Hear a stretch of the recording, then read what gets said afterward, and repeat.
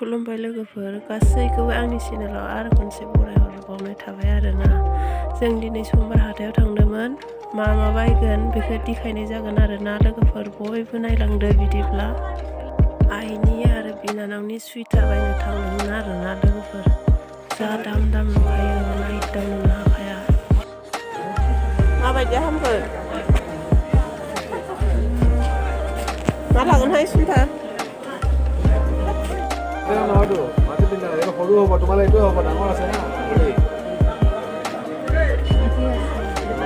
এইটোৱে হৈছে ইমান ধুনীয়াকৈ কালাৰটো ধুনীয়া লাগিছে। ওপৰতে পিন্ধি গৈছে না পাই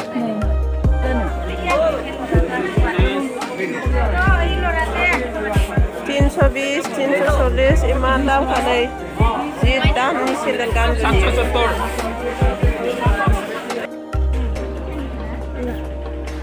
नै लानो लुगैलायबाय।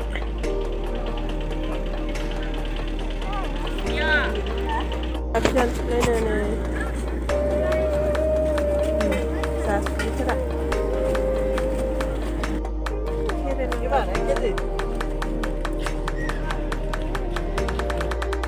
लोगोफोर बेग मोनसे आरो मना मोनसे बुंलायखाबाय आरोना इसोर जा सामान बायबाय।